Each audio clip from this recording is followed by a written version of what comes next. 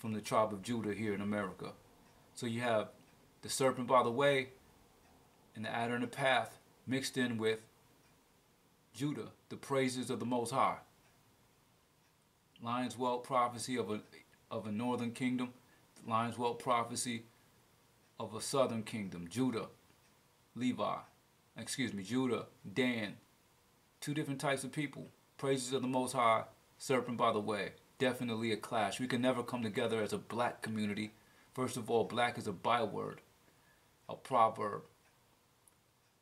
If you're still unconscious if you're calling yourself black. But this is why our people can never come together. It's two different people. One of the people even knows that. A lot of these Native Americans know that they're not from the slave trade, and they hate us, as the scriptures tell us. The scripture is spiritual words. They manifest themselves through the people. They hate us continually, even in their spirit. Some of them without even knowing it. So this is definitely them that are continually. It says continually are they gathered together for war, even in what they're calling black on black crime. Verse number 3, they have sharpened their tongues like a serpent. Adder's poison is under their lips. Selah. So as I said, if any other of the Psalms have been somewhat incomprehensible to you, or you haven't been able to understand that it's talking about the Dan tribe, this one right here should definitely tell you that. Serpent and adders, evil, violent, wars in the heart, mischief. If you go to Genesis 49 and 17 says, Dan shall be a serpent by the way, an adder in the path, that biteth the horse's heel, so that his rider shall fall backward. So if you haven't been able to understand the rest of the Psalms, this one definitely should tell you for certain that when it speaks of their tongues being sharpened like a serpent, adder's poison is under their lips. If you have not been partial in the basics, this is milk. Genesis 49, this is milk. This is the basics. This is the basics that it takes to comprehend stronger meat, darker, deeper sayings. So these people, this is definitely characteristics of the Dan tribe. The serpent and the adder's poison is under their lips. Verse number 4, keep me, O power, from the hands of the wicked. Preserve me from the violent man who have purposed to overthrow my goings. Purpose to overthrow our goings is definitely what's being spoken of here, precept upon precept, that they might go and fall backward and be broken and snared and taken. That's purposing to overthrow our goings, not going into the gaps, not making up the hedge for the house of Israel to stand in the day of battle and for war. They're privately gathering themselves together continually for war. Mischief is in the heart. Serpent, adders, poison is for certain screaming that it's the Dan tribe being spoken of, who have purposed to overthrow my goings. Verse number 5. That's also these people. They set up in all places to overthrow our goings. Where it says here, Selah's Unity Gang, we are a black secret society that helps the white man keep our people at the bottom. Not our people, our people being the slave trade Negro, but their people they keep at the top, knowing that we're under the curses and that sin is our blessing and our curse. It's our life and our death. To not go into the gaps is like teaching you death. So they have purpose to overthrow our goings, to keep that oppressive foot on our neck and to keep themselves in these positions. But this is that fading flower. This is the fading flower that's been spoken of, the drunkards of the northern kingdom. These are the blinded of the northern kingdom right here. Verse number 5. The proud have hid a snare for me in cords. They have spread a net by the wayside. They have set gins for me. Selah. It tells you exactly what's going on. They're setting snares and traps. This is the Dan tribe. And they're not setting snares and traps in Greece. They're setting snares and traps right here in Babylon the Great, in the midst of the Hebrew Israelite awakening. They're the heads of all the people, working with the government even, taking bribes and Rosicrucian checks. So they're for certain the Negro Indian that has been working against us. Verse number 6, I said unto the Most High, thou art my power. Hear the voice of my supplication, O Adonai, O Lord in the English. O power of the Most High, the strength of my salvation, thou hast covered my head in the day of battle. So this is David speaking. David telling you that his head is covered. He ain't going to fall for these traps. The Most High is going to cover his servant David for his head to be covered in the day of battle. As they're not going into the gaps and are not covering the hedge, not making up the hedge, for the house of Israel to stand in the day of battle, the Most High covers his servant David in the day of the battle. Verse number 8, grant not, O power, the desires of the wicked. Further not his wicked devices, lest they exalt themselves. So definitely, as I said, they're the leaders. They exalt themselves above our people. They have a wicked device against us. They're going precept upon precept for traps. They're the serpent by the way and the adder in the path. Verse number 9, as for the head of those that compass me about, let the mischief of their own lips cover them. Become their own trap, covering themselves. They're only misleading those people that are meant to be misled.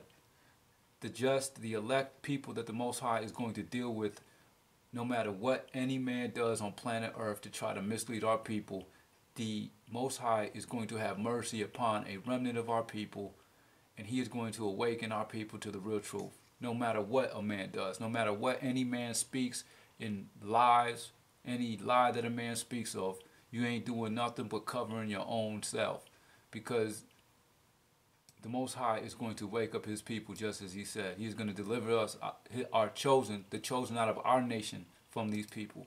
Verse number 10, let burning coals fall upon them.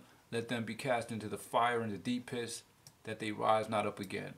So that same fading flower, it doesn't rise again. They rise not up again. That's why they're trying to keep that foot on our neck and keep themselves from falling and consented with Babylon, is because they don't rise up again. It says, let not an evil speaker be established in the earth. Evil shall hunt the violent man to overthrow him. I know that the Most High will maintain the cause of the afflicted and the right of the poor. Surely the righteous shall give thanks unto thy name. The upright shall dwell in thy presence. So once again, the Most High is the power and strength of the poor. And they've been fruitful. He's not the power and strength of these people. As much as they try to speak on God, and you see LeBron James doing satanic rituals, pointing up in the air like he's pointing up to the Most High. His God is Satan. The Most High is the God of the poor. These people are fruitful. It speaks of in the New Testament as well. It's easier for a camel to pass through the eye of a needle than for the rich to come into that. Like, you should be giving up your riches if you was really a part of the 12 tribes of Israel and you was really worshiping the Most High. This is another psalm, Psalms 141 and 9. It says, keep me from the snares which they have laid for me, and the gins of the workers of iniquity. It says, let the wicked fall into their own nets, whilst that I withal escape. So it's definitely precept upon precept for a trap.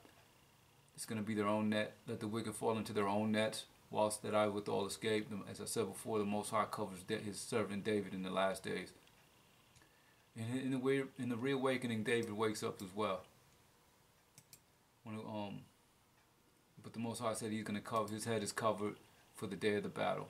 When he says, thou hast covered my head, he's talking about his servant David, as well as the elect of our people. As it was written, 144,000 people will come out of these falsehoods with the truth and do them.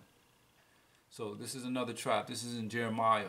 This is definitely something that they can't hide these things, because as I said, our people are starting to study for themselves now, going outside of these falsehoods.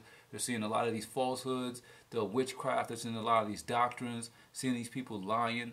So a lot of our people are going into the scriptures themselves. They're not going to let nobody trap them, because they're going to go into the book for themselves and pull this real truth out, not be impartial. They're going to search and they're going to study, because they understand that they're from the 12 tribes and that these things were promised to our people. So they're definitely not going to let no man trap them. They're not going to let nobody give them a evil for good to the spoiling of their soul. The Most High is not going to allow for his elect to be snared.